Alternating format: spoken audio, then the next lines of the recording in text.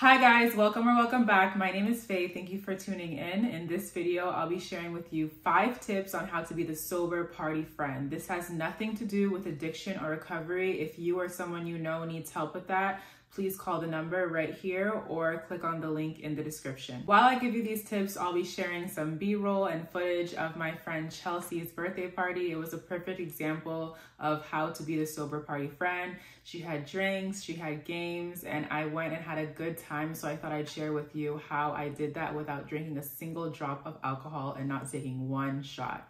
If that sounds good to you, keep on watching. If you're the sober party friend, put a raised hand emoji in the comments so I know that I'm not alone. So the first tip is to explain yourself.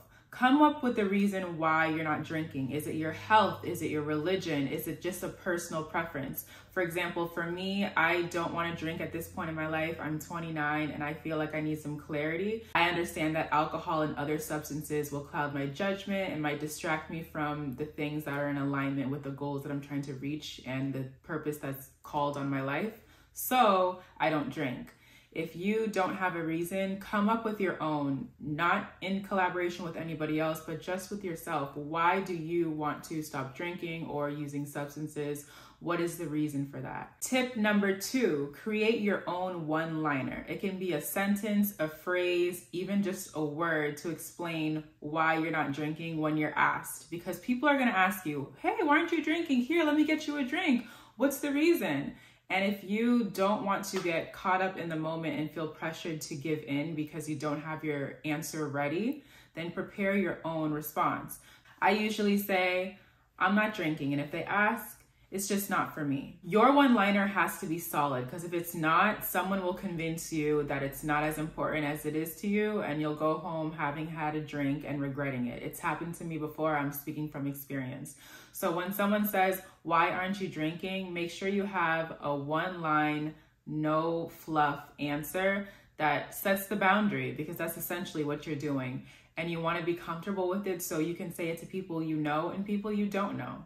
3, have a drink. Now, I'm not saying with alcohol, but order a mocktail, a non-alcoholic drink at the bar so you can have something to sip on. It doesn't mean that you have to sit there and not drink anything all night long. You can drink water, soda, a mocktail. As you can see here at my friend's party, she had a bartender and she had mocktails for those of her friends who weren't drinking, which I think was so considerate. Having a drink in your hand also helps you avoid people asking you why you're not drinking or why you don't have a drink. So get something non-alcoholic and sip on it all night long. Tip number 4, and this is optional, give yourself something to do. Knowing you have a job or an activity can keep you from giving in because you're focused on completing the task at hand. For example, at my friend's birthday, it was a game night and I said, I'll take care of the games. So I planned the games, I set them up. I was the ref. You can see my ref shirt. I had my whistle calling all the plays. So it was cool to know that I had to stay focused. I couldn't be drinking because if we were all drunk, it would be a hot mess.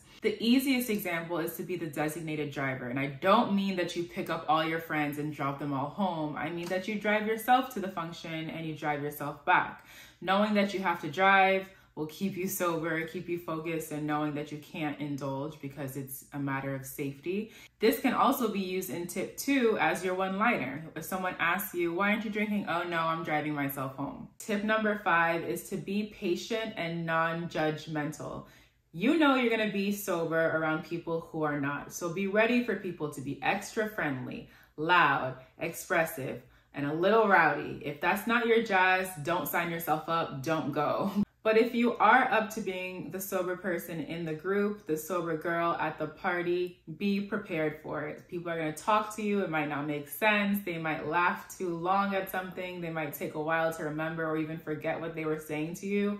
Be prepared for the situation you're putting yourself in. Did I miss any tips? Is there something that I didn't say? I feel like I covered most of the bases, but if I missed something, please put it down below.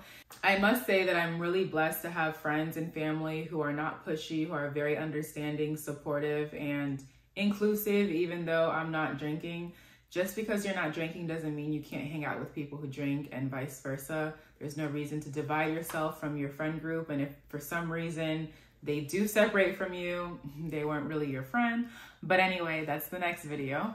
If you liked this video, like, comment, and subscribe. Follow me on my social media. On my Instagram in particular, in my stories, I post myself exercising because I made a promise that I'm going to move my body every day. So far, I'm on day 10.